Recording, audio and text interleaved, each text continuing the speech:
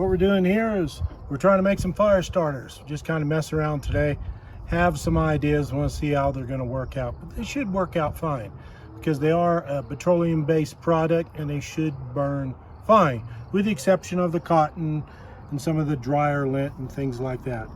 You want to try to go 100% cotton. Stay away from the synthetic fabrics and things like that. So here, got out the little stove, went ahead and melted down some wax. The wax I melted down was just some old candles. I'm trying to make wise use of what we have. Took out most of the wicks as it melted. So now the fire's out. This has cooled down just a little bit, so we shouldn't have any flash fires. Now, just to be safe, I'll go ahead and take this, put this right here, and I will move the stove away. So what we're going to do, you never want to go more than half of the amount of wax that you have in here when you go to add the lighter fluid. Lighter fluid of your choice, whichever's the least expensive is what I say. There's other things you can use too, but I'm only going to go about 1/4 cup in here. I don't want to go any more than that, because if you use too much, the wax will not harden and it will get soft. So we're just going to eyeball it. That's what we're going to do here.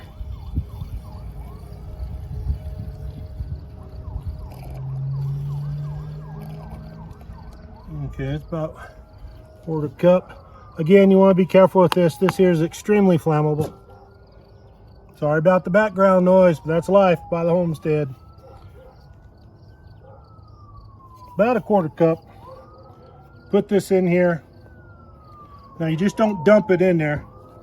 Here, you can see the ideal way to do this is you would dump it on the side.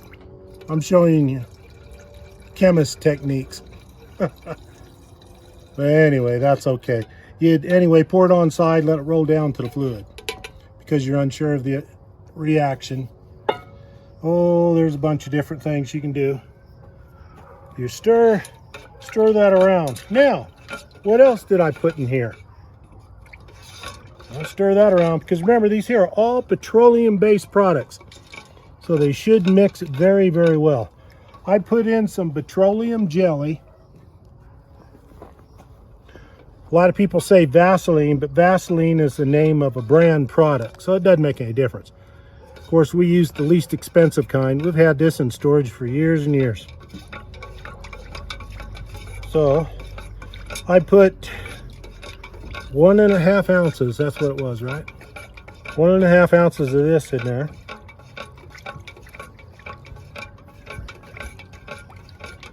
And about 1/3 of a gallon of wax, melted that. Then I stuck this petroleum jelly in there.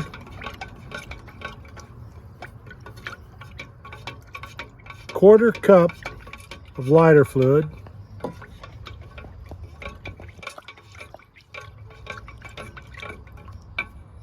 Stir it around.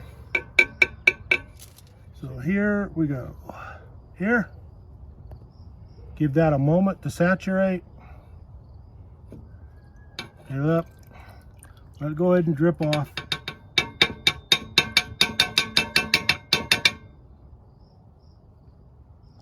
Okay, go ahead and put that there. And you can fold these up or let them open. Okay. Let it soak up. Let it drip a little bit. Put this in there.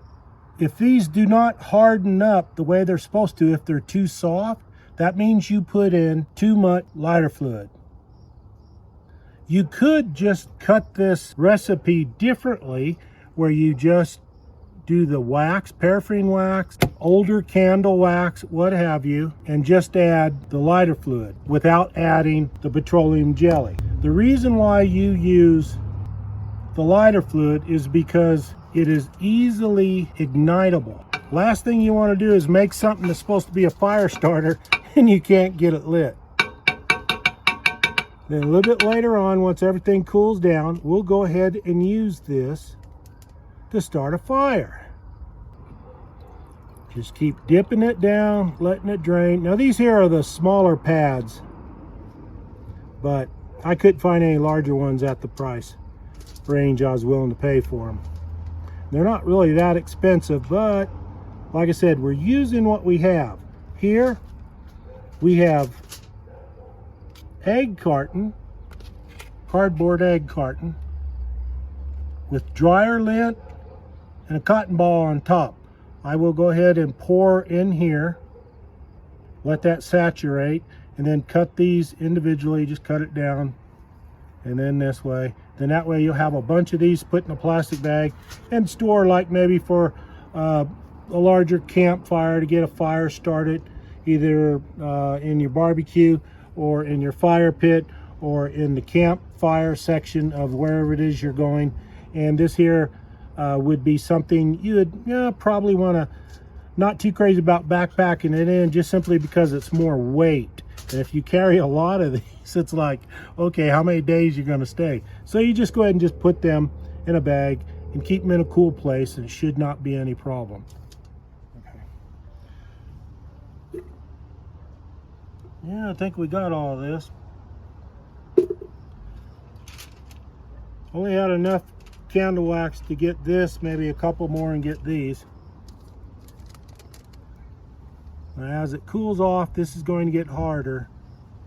Hopefully, if not, we'll just dip it in some fresh wax, and that should be good enough. Here we got these covered. As these dry and get a little bit harder, we'll go ahead and come back and light a couple. There's a lot of formulas that you can use, a lot of variations. You use what works best for you. Okay, here's our fire starters we made. Got one here I'm tearing up. Even tear up two of them here. Show you what they look like. Now you got to make sure those fibers come out so it can be caught easily with a spark. I'm going to use the ferrocerium rod. See all that? Right there.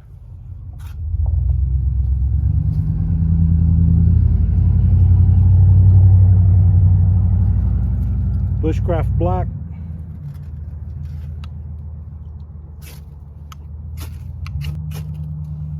There you go.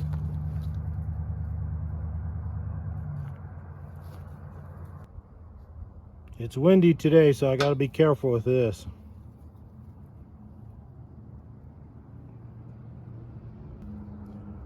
It's my little concoction.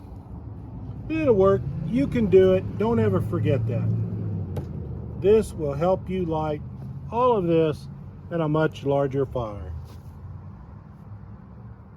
There you go. Average burn time is going to be around 5 minutes. Gather all your tinder and be right.